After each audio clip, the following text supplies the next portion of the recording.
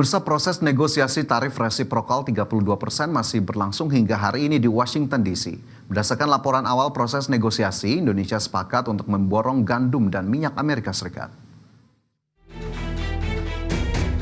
Menteri Koordinator Bidang Perekonomian Erlangga Hartarto beserta tim negosiasi masih dalam proses negosiasi kebijakan penerapan tarif resiprokal 32% oleh Presiden Donald Trump. Dalam negosiasi yang berlangsung di Washington DC tersebut, dilaporkan bahwa Indonesia telah menaikkan kesepakatan impor produk dari Amerika Serikat.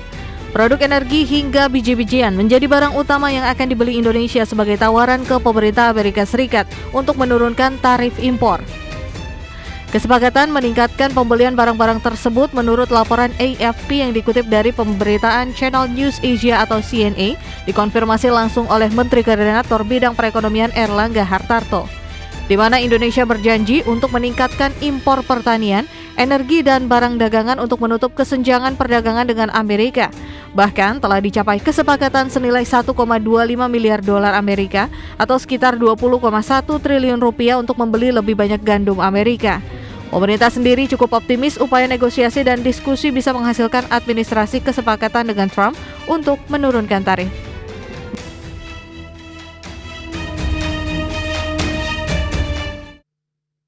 Pemirsa, selanjutnya delegasi pemerintah Indonesia yang dipimpin oleh Menteri Koordinator Bidang Perekonomian Erlangga Hartarto masih melakukan negosiasi lanjutan dengan US Secretary of Commerce yaitu Howard Lutnick dan United States Trade Representative Jamieson Greer, di mana negosiasi khusus ini menjadi langkah penting dalam upaya memperkuat kerjasama perdagangan antara Indonesia dan Amerika Serikat. Menteri Koordinator Bidang Perekonomian Erlangga Hartarto melaksanakan pertemuan dengan US Secretary of Commerce Howard Lutnick dan United States Trade Representative Jamieson Greer. Delegasi Indonesia menjadi salah satu negara pertama yang diterima oleh pemerintah Amerika Serikat untuk membahas kelanjutan kesepakatan tarif. Hal ini mencerminkan kuatnya komitmen kedua negara untuk menjaga stabilitas hubungan dagang.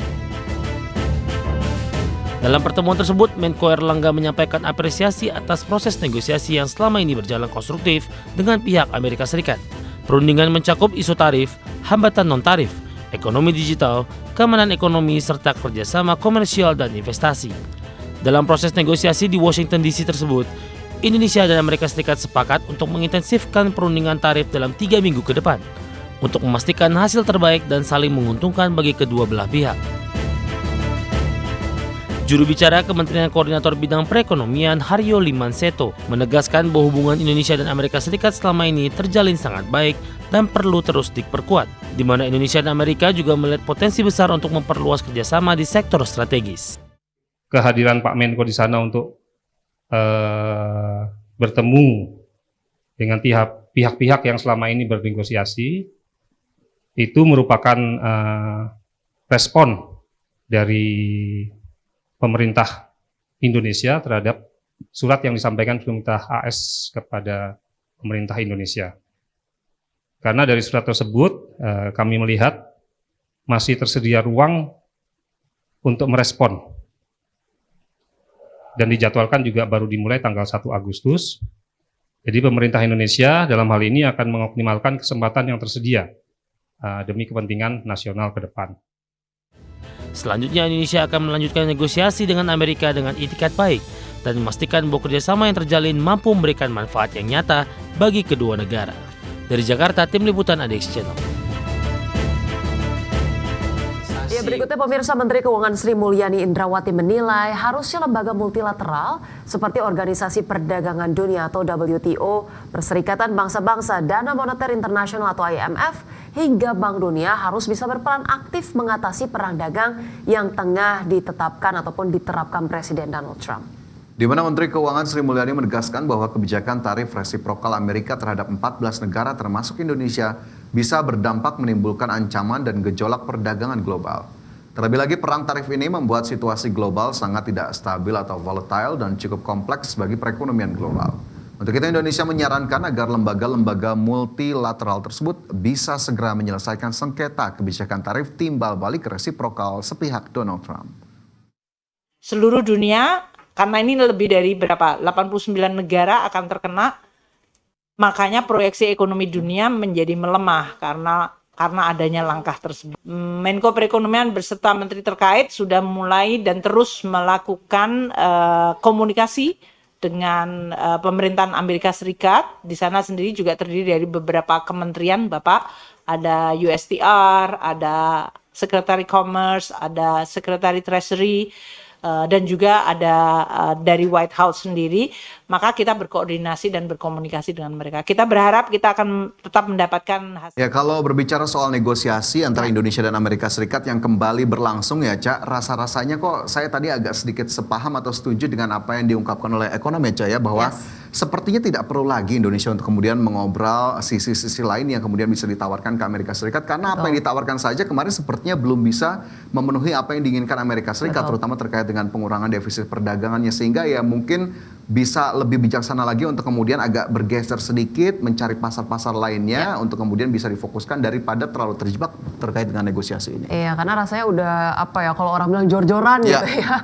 Udah kemudian melakukan impor minyak jauh lebih banyak, kemudian juga terkait dengan peningkatan investasi di Amerika Serikat melalui Danantara sudah dilakukan, tapi nggak ada perubahan juga begitu ya. Kita harapkan begitu, betul tadi dikatakan Fajar, jangan hanya kemudian mengandalkan Amerika Serikat semata, tapi mungkin dalam jangka menengah diversifikasi ekspor ke negara-negara tujuan lainnya bisa ditingkatkan, karena jangan sampai mati-matian bernegosiasi dengan Amerika Serikat juga melemahkan posisi ataupun daya tawar Indonesia ke depannya begitu. Tetap harus punya stand sendiri lah ya gitu. Ya, jadi dignity ya sebagai bangsa Indonesia juga tetap harus dipertahankan. Pemirsa, terima kasih Anda masih bersama kami. Pemirsa, Menteri Badan Usaha Milik Negara Erick Thohir meminta usulan anggaran 604 miliar rupiah untuk anggaran tahun 2026.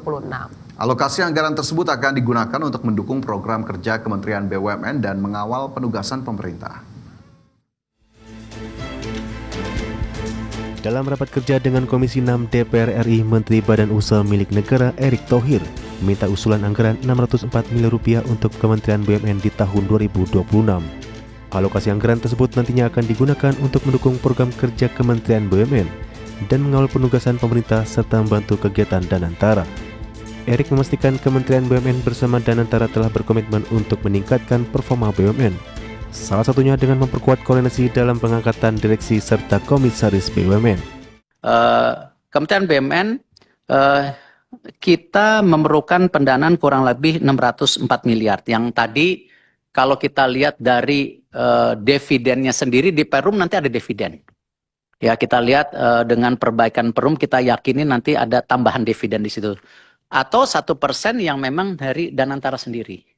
Nah, jadi kita tidak istilahnya membebani keuangan negara, tapi kita yakini kita juga akan memberikan kontribusi tambahan kepada negara. Erick Thohir juga menekankan pentingnya penerapan tata kelola perusahaan yang baik, serta efisien dalam meningkatkan kinerja BUMN.